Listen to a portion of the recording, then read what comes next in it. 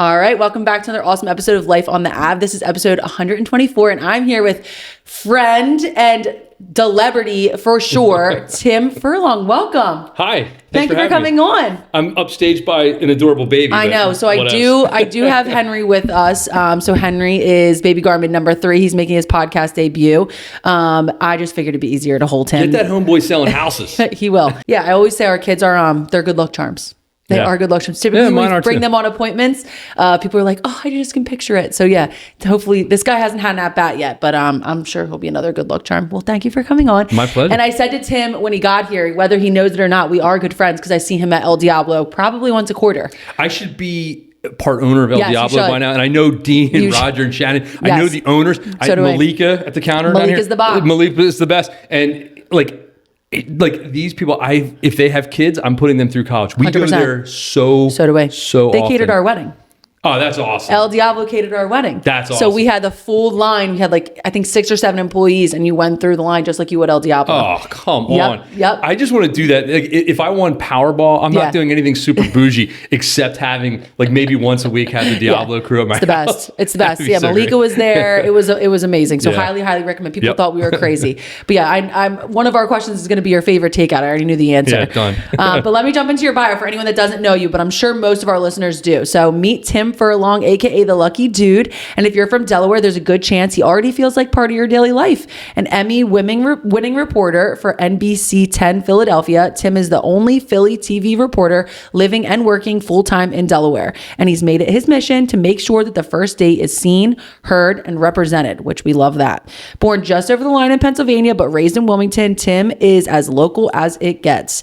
He's raising his own family here, deeply rooted in the community, and constantly on the move, turning everyday moments into powerful stories. His office, a fully loaded Jeep that doubles as a mobile newsroom where he shoots, edits, and goes live, sometimes all in the same hour. And I'm sure everyone's seen his Jeep riding around. And I've definitely seen it at the El Diablo parking lot. You've seen him everywhere, from the White House to the sidelines of the Super Bowl and the 2008 World Series. But what really drives Tim isn't the big national moments. It's the local stories, the ones where a community rallies, a neighbor steps up, and something good comes out of it. The kind of story that doesn't just inform, but actually makes a difference. Off camera, he's a husband to his high school sweetheart, a dad, a teacher, a drone pilot, and the kind of guy who knows people by name at his regular coffee shop. And he gets story ideas from those everyday conversations. What makes Tim stand out is simple. What you see is what you get. The same energy, authenticity, and the heart on the TV is exactly who he is in real life. Because for Tim Furlong, this is not just a job. It's a calling to tell stories that matter, especially for the ones happening right here at home. So welcome. Thank you. I was gonna kick you, but stop saying all these nice things. like I'm getting embarrassed. You had a lot of content to go through. So I stalked him before he got here. So I feel like I know all the stats on him. But from your perspective, how did you get here?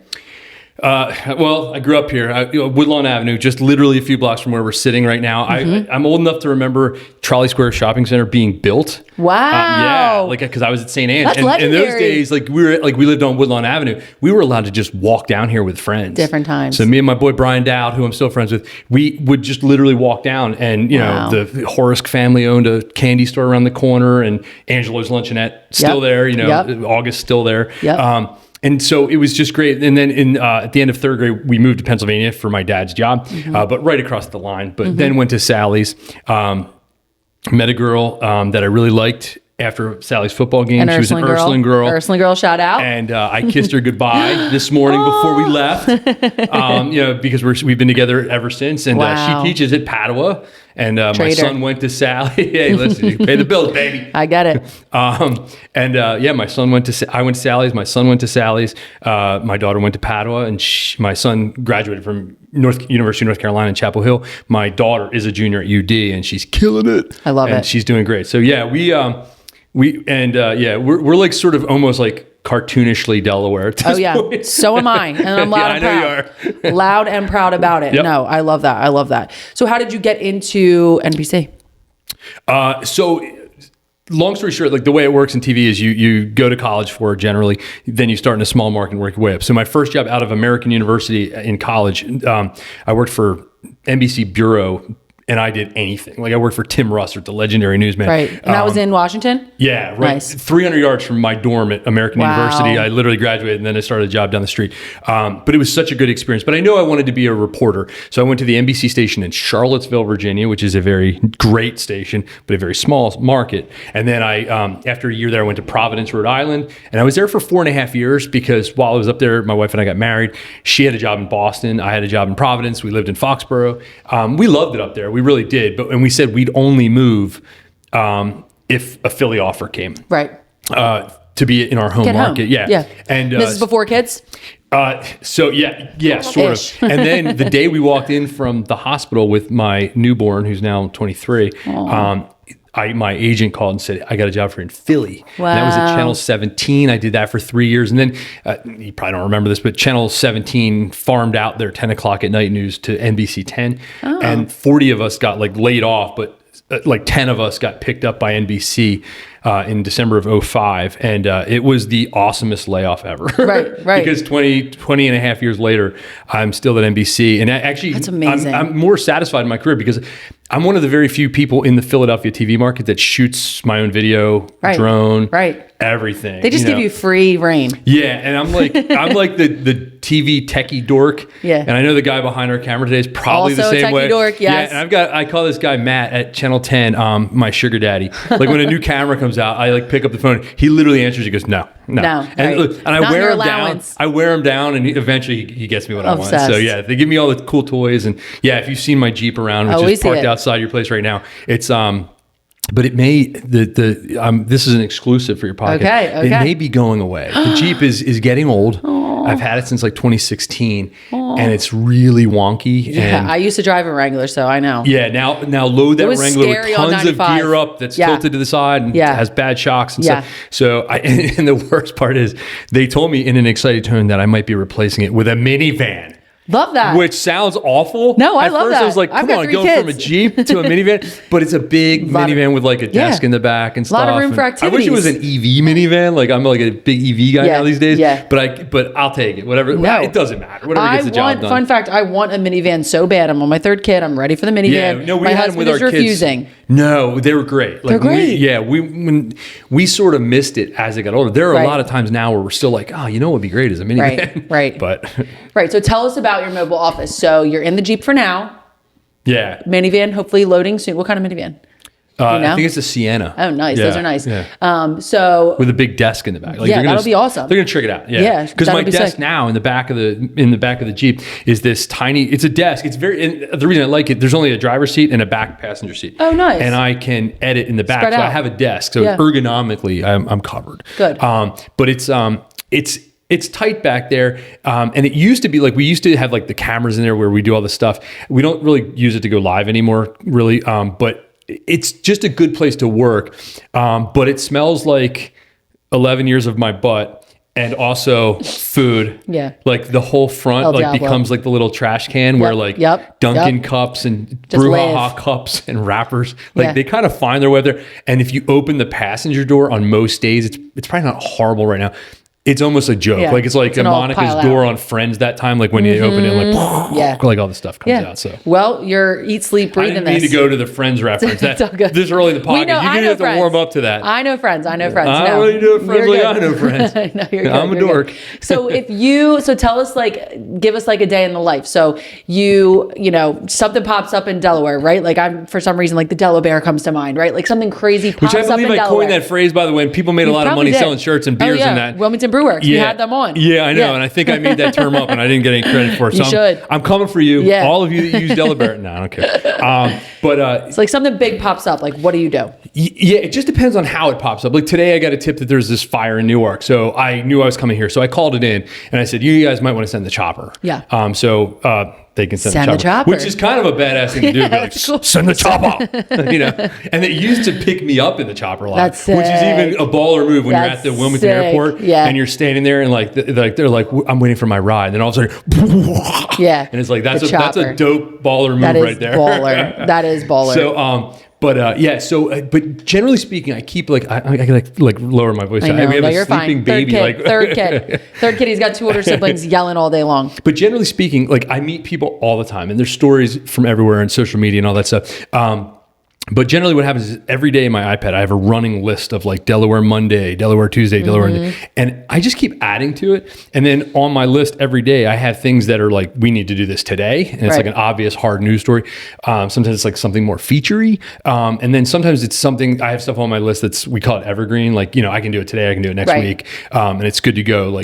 A lighthouse story in Lewis, I can probably do that any day.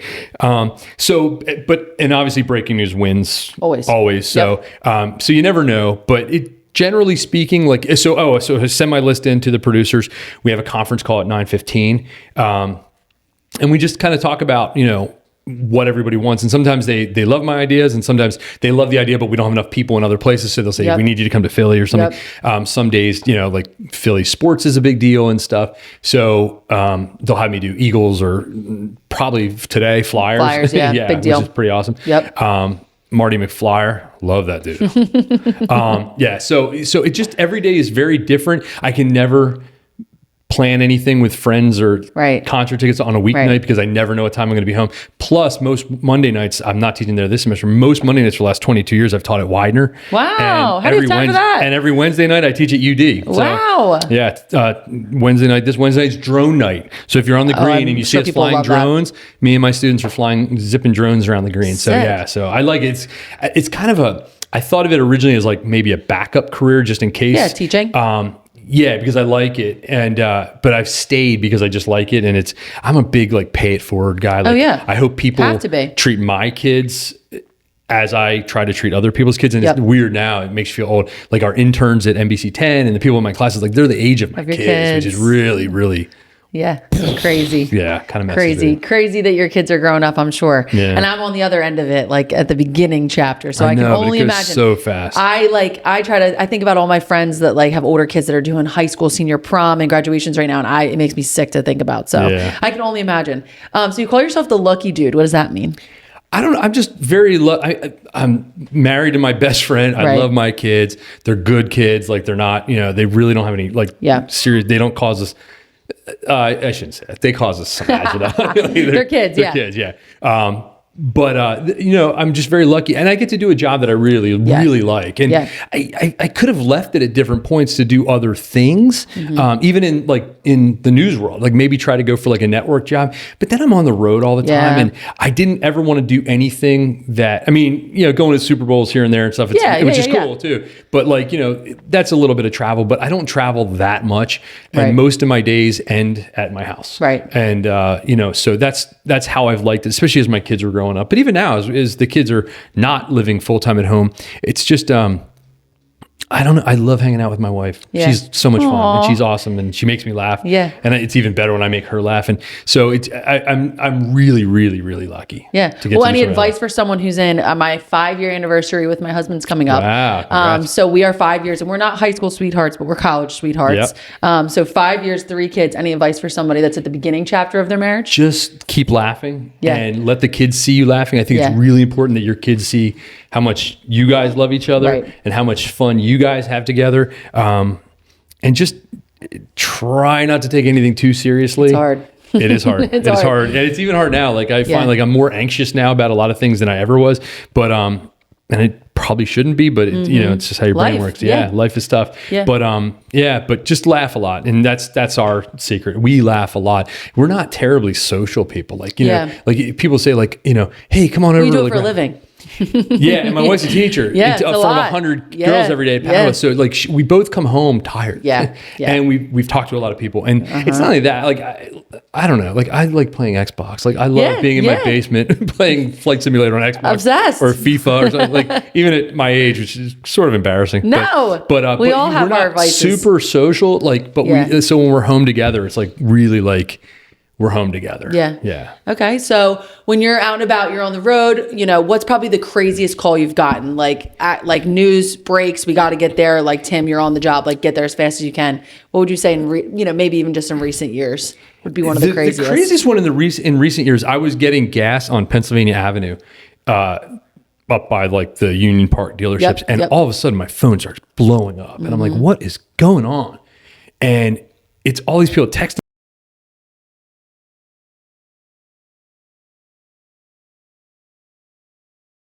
Like, what is going on? So I called the assignment desk. I said, I don't know what it is, but it's Smyrna. Just go. Smyrna. And I'll be there in an hour. It was that prison uprising. We were the first ones there by far. Holy smokes. Again, how long ago was that?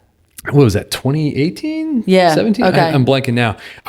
It was Governor Carney was governor. Wow. But Mayor Carney. I forgot about that. Yeah. So that was like one of the crazy ones because it became like a 4-day long thing. Yeah. And it was just, that was just nuts. But every day, like there's probably been 20 things like that since then. That plane crash in Northeast Philly last year was sad and horrible, crazy, and the video from that was nuts. And that's our newsroom sort of like exploded that night in a way that doesn't happen too often. Like it's controlled chaos most of the time on most days, even with crazy breaking news, or during snowstorms when there's 20 crews live in the field. But that was a big one. So I don't crave breaking news. I try to be like, I like storyteller stories. Like my best days are the days where I meet somebody doing something really cool and we can, give them a platform, or like people that help people, or not even just that, but just visual things. Like, if you tell me that like I'm going to be, downstate. Like I did a story about mosquito spraying in Delaware, which sounds like a terribly boring story, but not for me, man. I was like,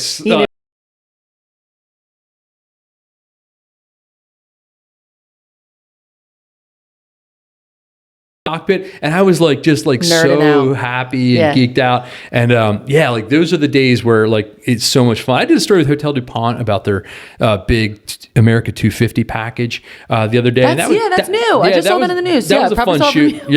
Only on NBC10. Yeah, I love that. But that was fun. I mean, I just like visual stories that get people talking, that kind of thing. Totally. And like you said, it's super rewarding, especially like the small ones. Like we run an Instagram page called Trolley Trends, which is basically just highlighting all the local trolley businesses. And it's so cool. And like we film a video there and then we go back a week later and they're like, my business picked up last week. Like, holy smokes. Like that video got 10,000 views. And like in Delaware, in terms of like the world, 10,000 views, not that much, but 10,000 views in trolleys. Yeah. That's a lot of views. 10 customers. Exactly. 10 customers you didn't have. Exactly. And we just do it all for fun. Like this is just, fun for us. So no, I absolutely love that. I love that. So you are also big, and we kind of touched on it earlier, you're big on the Delaware way. What does that mean to you? I just think that things here can get done a little bit quicker. I don't necessarily think it's as true as it used to be. I think it used to be a little more, everything's gotten more partisan, like not to go down too political road, but it's not as easy anymore. But I just feel like in a small state, and I lived in Rhode Island for a while too, and things can get done here because if people have a good idea, the political will can get it done pretty quickly, which is kind of cool to see. And again, it also just is because you have such access to people. Like, I mean, the governor of Delaware is my neighbor. Right. I mean, he lives around the corner from me. So like, and you just run into people. Like literally you're at a stoplight next to your senator. So it's like, the mayor gets their hair cut right across the street. We see him once a week. Yeah, exactly. You go to a Sally's basketball game and John Carney's there watching and like, why are you here? He's like, because I live across the street and I want to watch basketball. Yeah, what else am I doing tonight? Exactly. So, we have such access. That's such a good point. And I also think like we're all so like loyal to our brands. Like I use the brouhaha example so often. Like brouhaha, like people are obsessed with brouhaha. Like they will drive past 3 Starbucks and 4 Dunkins to get to a brouhaha. And I just feel like that's so cool. And we're seeing that with Cafe Karma, like all the local coffee shops that are really crushing it. And it's fun to see. Who's your favorite local coffee? What's your go-to? I see you have Dunkin', which I'm a Dunkin' girl. Yeah, well, I live near the 202 Dunkin'. Yeah. And I know the people there. Yeah, that's how I am with the Shout out to Coley and Riku. Yeah, you got your people. I got my people. That's how I am with Delaware Ave. But I will say this, the trolley brouhaha is probably my next top one because I like the outdoor seating. I like the landscaping there is always ridiculous. Beautiful. They have to spend some money on that. They must. Yeah. It's ridiculous. They're not doing that themselves. Stunning. Yeah. But not only that, it's a good meeting spot. Like I mentor like a lot of like So high true. school and college kids that want to go into this business. And so that's a good meeting spot. Yes. And I go in there and it really is like cheers. Like you know, you run into people that you've known from the past. Same, like you walk in and it's like, hey, and it's not like, hey, there's the guy from TV. It's more like, oh, hey, Brendan. My friend from high school. Yeah. There you go.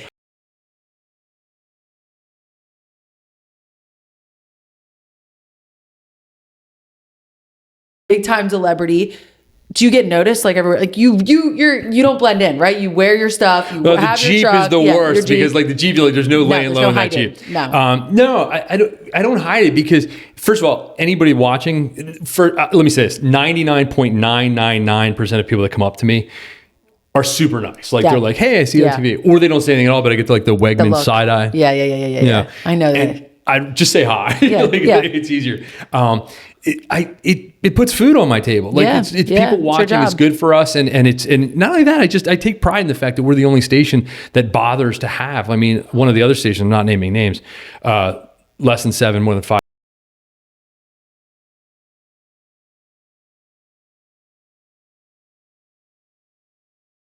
Right. Almost every single day, way more than any other station. Right.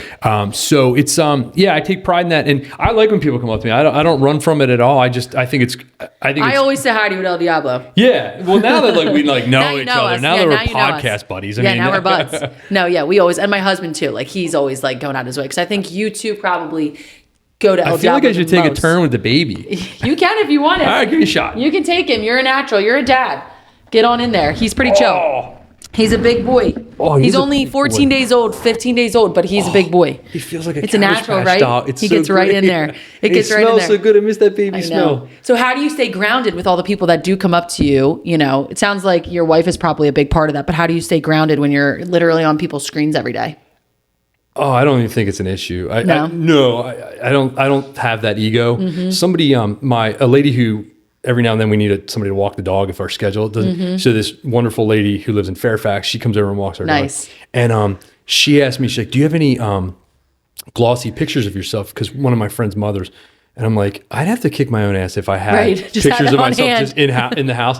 And a lot of people probably do in their business. And like, you know, NBC10 has them. But like, I can't imagine having them on standby with a Sharpie hanging from the fridge. Ready to sign. Yeah. And yeah, like you said, my wife too, like, because we've been together for so long, like, we don't think of it that way. But and even like my kids growing up, they've never known any different. But like, you know, we'll be at restaurants and people walk by the table and they're like, hey, how are you? Like, I watch you all the time. And it's always just, you know, awesome, thank you. And like and the kids always just know to say, thank you for watching my dad. Like that's they appreciate it because it put them through the schools in Delaware that they got to go through. And they're not cheap. I know. Trust me. Isn't it the best? He's so cute. Isn't he the best? I know. That's why I'm like, it's just easier just to hold him. I didn't expect to come to a podcast and hold a baby. A 2-week-old baby. I might take him home. Take him. No, he's the third. He's our most chill, and he sleeps. He's a miracle baby. He's awesome. He sleeps. My older two did not. So if you could tell your younger self, like, you know, you're just getting ready to go to American, let's kind of put you in that chapter of your life. You're getting ready to go to American. Any advice or anything you would change, you know, looking back on your journey?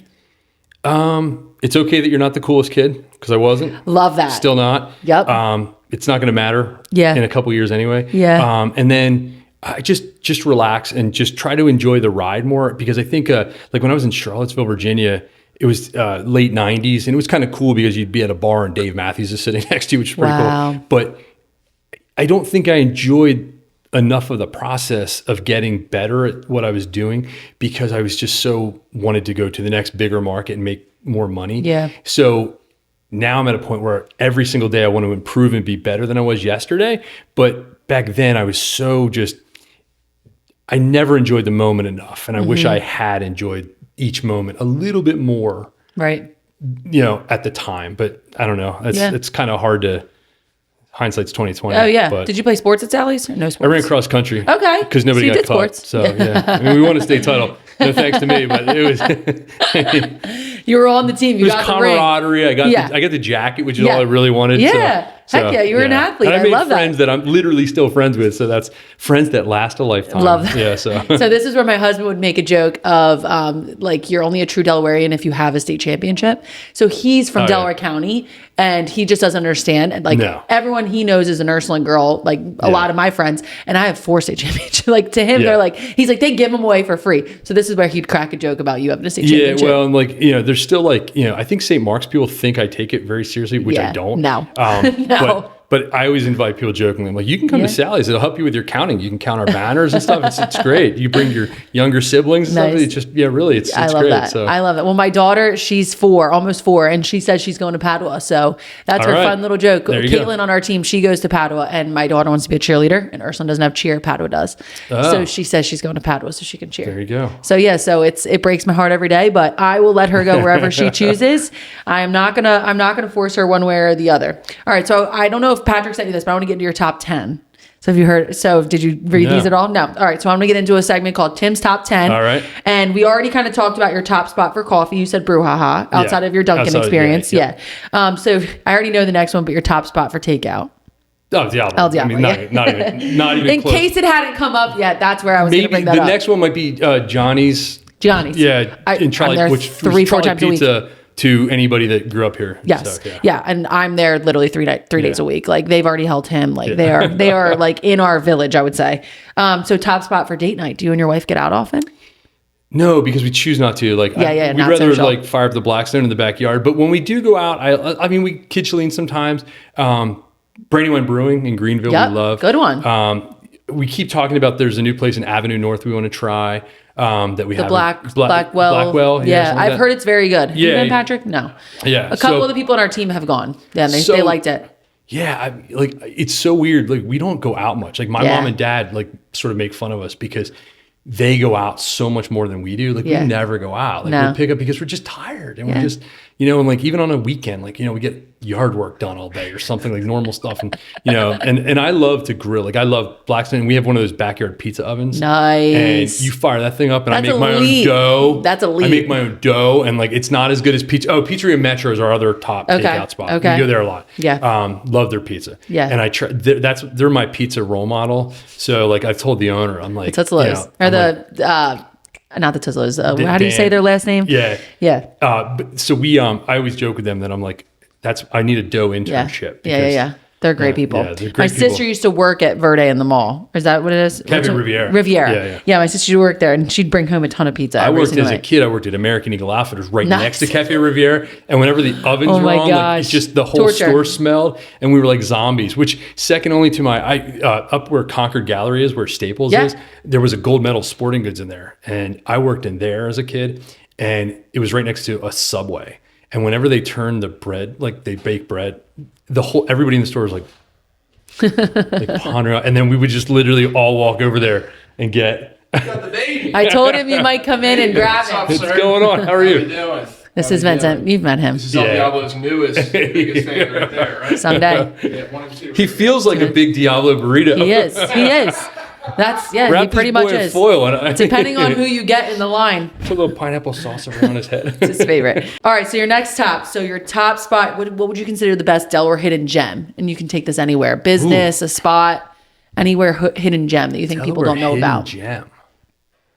Well, if you don't make the trip down to Rehoboth, Dogfish Head, the brewing, which isn't a hidden spot for people down there, but I don't think a lot of people up here go there. Yeah. We'll drive down there just for that, like in the winter. Like it's so good. I've never been. It's so good. I've been to all the restaurants and all that. Their food is so good. But I've never been to the actual brewery. The brewery's great, but I'm talking about the one in Rehoboth, like the actual, like the restaurant, the brew pub, awesome. Awesome. The brewery tour is awesome too. Hidden gems. Cajun Kate's up on Philly Pike. Good one. No one's ever said that one. Yeah, and they started in Booth's Corner in Pennsylvania. So the Delaware one is like sort of the bonus Delaware spot. Yes. But Don and Kate, who are the owners, they're awesome. That food is amazing. So good. So I've only had it once at their takeout spot, but we go to Booth's Corner a lot. So I'm familiar with the Booth's Corner spot. Oh man, I should have thought about that one hard because there are places that I like. Little like nookie kind of places that I like. And you can think of them and let us know. All right. So top spot for sports. And this can be anything. High school, field house. Where do you like to go? I used to love when my daughter had field hockey or lacrosse at the field house. Like I thought it was a fun place to go and watch. Sally's, I'm of course going to say Yeah. Abyssinia Stadium. Yeah. That stadium is unbelievable. It's stunning. You know, I saw even like Duke UNC played lacrosse there one year. Yeah, UNC. Yeah, I forget who played, but it was. But they had that there, and that was so much fun there. It's just such a great facility, and yeah.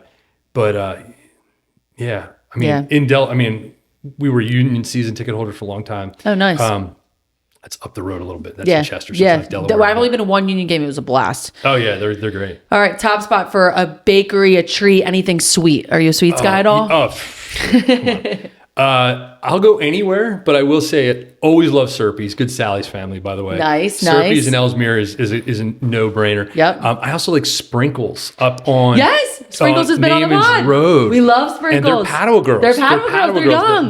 that run it, and it's a great They've story. been on the podcast. Yeah, that's a great story too. So good answer. Shout out the Sprinkles girls. We love them. Yeah, and then my brother-in-law, his twin brother owns all the purebreds. Oh, nice. And then my brother-in-law is like the operations manager, and so we love purebred. My daughter worked at the Greenville one for a while. Yep.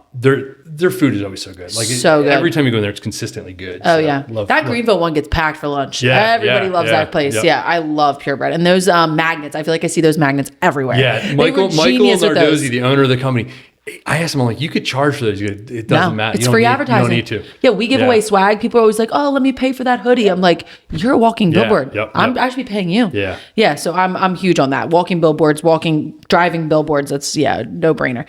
Top spot for happy hour. Do you guys like to get out? It sounds like you're a dogfish guy, no? Yeah, I like dogfish, but I like it on my porch even better. Yeah. Home guy. Like I'm not, No. we're not like real like heavy drinkers. Yeah, or anything. no. Like, I'm a have a beer, like go out. Like we love going to Catherine Marie's. I love Stoney's when it was open. R.I.P. Yeah, Mike Stone was just the nicest man best. ever. Yeah, so we did a lot of NBC10 stuff with them because like royal weddings. Best fish and chips ever. Yep. So sad about that. Yeah, and they're just the nicest family, Were they? the Yeah. nicest staff. Yeah. So. All right, top Delaware celebrity. So this is anybody that you've met over the years, the Aubrey Plazas of the world. I met Aubrey a few years ago, and she was super nice. Yeah. Ursuline girl. Yeah, Ursuline girl. There you go. Anybody else like that I've never stands met out? Ryan Philippe. Everyone's met him. I have not. That's crazy. The Joe Biden. Yeah, sure. Take politics out of it. He's always been very nice. Yep. Sam Calagione from Dogfish is super nice. Cool. I've met him a couple times, and his wife. They're super nice. I don't know. I haven't met Valerie Bertinelli yet. I'm like running out of people. Elena Deladon's obviously. Ursuline girl. NUD. She's super nice. We've had her brother Gene on, so we're big, Gene really well. big Gene fans. Yeah. And I played with Elena at Ursuline, so I was a basketball player. All right, what's your favorite Delaware beach? I guess they're different from all different reasons. Like we don't go sit on the beach in Delaware. My parents live in Ocean City, Maryland, so we get down there.